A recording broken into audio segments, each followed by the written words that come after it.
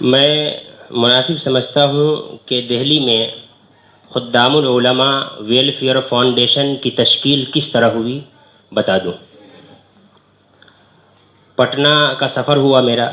تو وہاں پٹنہ جنکشن کے امام صاحب مولانا اسعد صاحب قاسمی دامت برکاتہم العالیہ ہمارے دوست بھی ہیں اور ساتھی بھی ہیں، 1 سال جونیئر ہیں، ان سے ملاقات ہوئی۔ انہوں نے کہا کہ میرا نام عمرہ کے لیے طے کر لیا گیا ہے اور بنگلور کا میرا سفر ہونے والا ہے،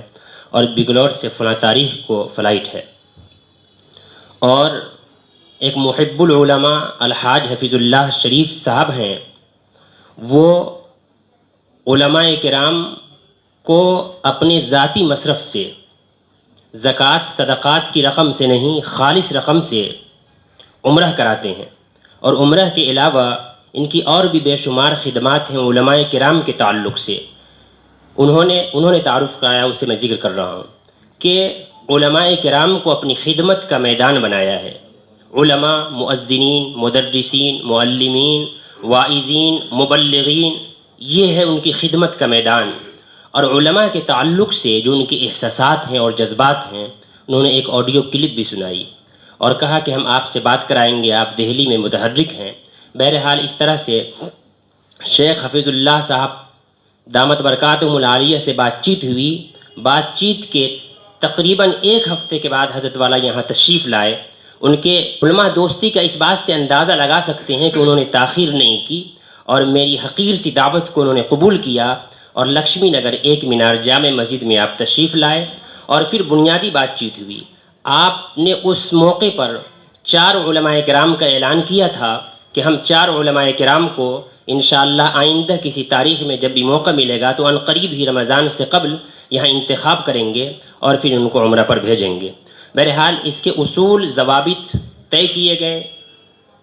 اور ذمہ داران طے ہوئے، آپ کی موجودگی میں طے ہوئے۔ مولانا جاوید صدیقی قاسمی صاحب صدر قرار پائے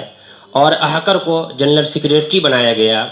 اور مفتی طاہر صاحب ہیں نائب صدر، اور مفتی وسیم صاحب ہیں سیکریٹری کے عہدے پر ہیں۔ ماشاءاللہ بحسن خوبی یہ متحرک تنظیم اس کام کو انجام دے رہی ہے، اور یہ خوبصورت روحانی و نورانی مجلس جو آپ دیکھ رہے ہیں، یہ آپ حضرات کی خصوصی توجہات کا نتیجہ ہے، اور خاص طور سے آج کے جو مہمان خصوصی ہیں محب العلماء الحاج حفیظ اللہ شریف، یہ آپ کی توجہات، عنایات اور مسلسل رابطے میں رہنے کی وجہ سے ماشاءاللہ یہ بہت جلد پروگرام کو سجایا گیا اور بہت جلد پروگرام بنایا گیا۔ تو اس طرح سے جب آپ دوسری مرتبہ تشریف لائے تو انہوں نے سوچا کہ یہ دہلی ملک کی راجدھانی اور دارالحکومت ہے، یہاں پورے ملک کے علماء کرام ہیں، اس لیے یہ 4 بہت کم معلوم ہو رہا ہے، اس لیے ہمارا ارادہ یہ ہے کہ 10 علماء کرام کا انتخاب کریں گے۔ بہرحال اعزازی طور پر انہوں نے اسی موقع پر 2 علماء کرام کا انتخاب کر دیا، اور 8 علماء کرام کا انتخاب آج کی اس مجلس میں قرآن اندازی کے ذریعے سے کیا جائے گا۔ اس کے اصول ضوابط طے کیے گئے، یہاں پہ بینر میں لکھا ہوا ہے۔ اس کے لیے عالم ہونا، حافظ ہونا، قاری ہونا ضروری ہے ممبر بننے کے لیے۔ جن حضرات نے اب تک عمرہ نہ کیا ہو اس طبقے میں سے، انہی کے لیے ہے یہ، جو ایک مرتبہ بھی جا کر آ چکے ہیں، خواہ وہ حج کے لیے یا عمرہ کے سفر پر، یعنی زیارت حرمین شریفین کر چکے ہیں، ان کے لیے نہیں ہے یہ ان حضرات کے لیے جنہوں نے اب تک عمرہ نہ کیا ہو، اور ایک شرط یہ بھی ہے کہ وہ غیر مستطیع ہوں، اپنے ذاتی مصرف سے عمرہ نہ کر سکتے ہوں، ان حضرات کے لیے ہے۔ بہرحال تو اس طرح سے یہ تنظیم ماشاءاللہ بہت متحرک اور فعال ہوئی، اور اس مسئلے کو سنجیدگی سے لیتے ہوئے آپ نے بر موقع بر محل فیصلہ کیا، اور 22 تاریخ